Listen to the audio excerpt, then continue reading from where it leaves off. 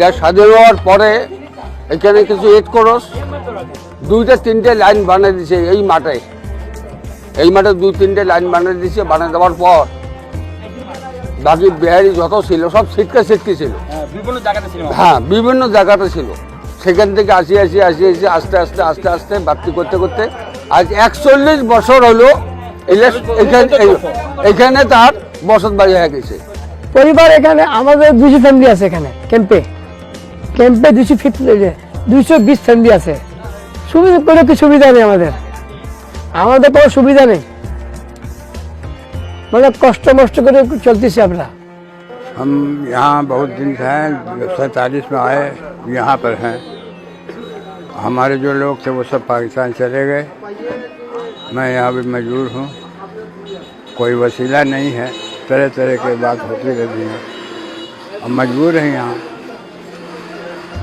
और एक उम्मीद लगी हुई है, अल्लाह कब उसको पूरा करे, और हम क्या कर सकते हैं, बहुत मजबूर हैं।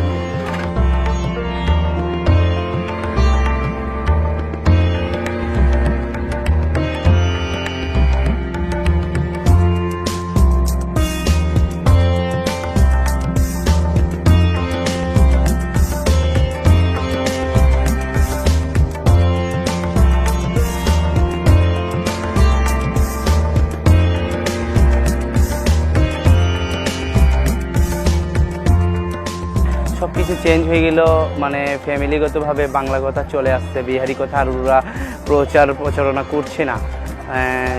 ফ্যামিলি যারা আছে তারা মনে করেন যে ভাষাই বলে, কিন্তু বাইরে আর উর্দু কথাটা বলতে পারে না।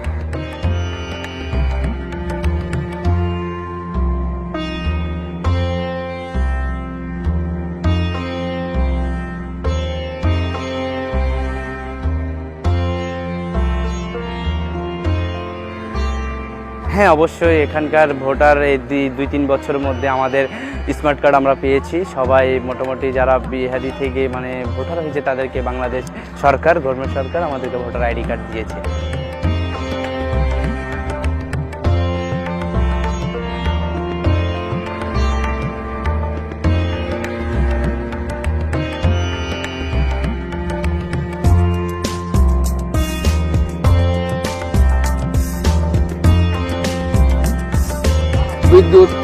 विद्युत का समस्या वही प्रत्येक बच्चरे आएगा। वो लोग आने के बाद लाइन काट दो, ये लाइन चलेगा नहीं, लाइन काट दो, और फ्री लाइन नहीं मिलेगा।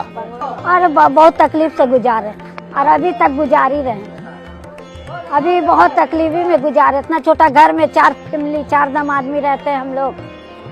ये सब तकलीफ नहीं, हर चीज़ उतना दूर में, रात को उतना दूर जाओ। हम लोग का तो टॉयलेट गुसल खाना कुछ नहीं, दूसरा का घर में जा के नहाते धोते हैं, तो ये सब तकलीफ नहीं है। এখানে কষ্ট ধরুন না, থাকবার কষ্ট, এখানে টয়লেট বাথরুম, হ্যাঁ পানি সব সমস্যা কষ্ট, এখন কারণে সমস্যা হইতেছে আমাদের। ये सरकार से तो अभी कोई उम्मीद नहीं है, न कुछ नहीं, बस वैसे ही लावारिस के तरह पड़े हुए हैं। अभी एक झोपड़ी है, उसमें पड़े हुए हैं, कभी पानी का, कभी इलेक्ट्रिक का, तरह तरह का असबाब है, और कुछ काम करने के लायक नहीं है।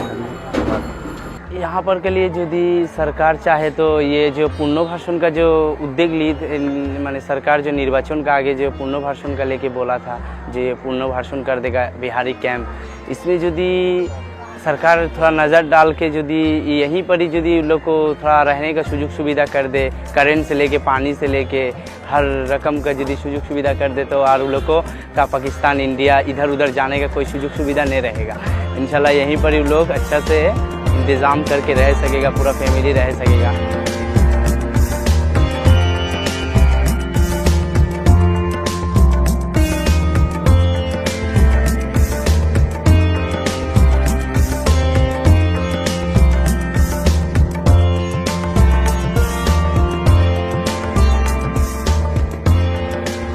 আমরা যদি সুবিধা পাইলে আমরা ঠিক আছে, সুবিধা না পাইলে আমরা পাঠিয়ে দিলে ভালো হতো।